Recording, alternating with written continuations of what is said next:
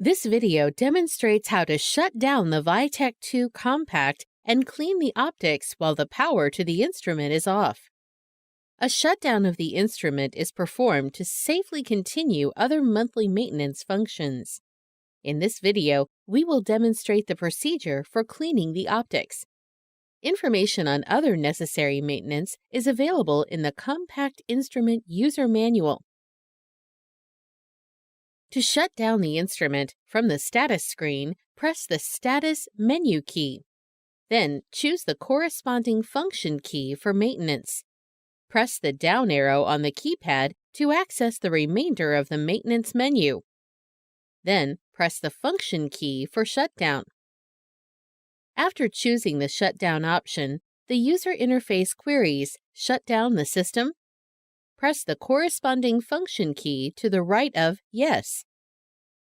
A message, "Shutdown in Progress," briefly displays, followed by "Ready for Shutdown." Locate the power switch on the right side of the instrument near the power cord and switch it off. Once the power is turned off, the waste collection bin, the filler station, and the load-unload station may be cleaned.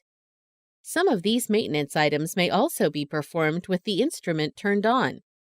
Refer to the Vitek 2 Compact Instrument User Manual for more information on maintenance.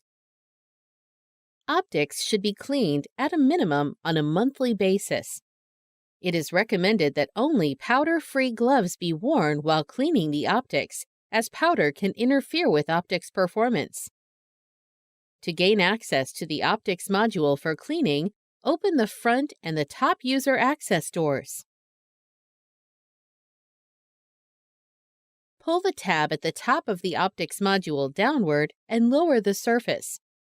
When the optics unit is lowered, the transmittance emitter and detector surfaces are exposed.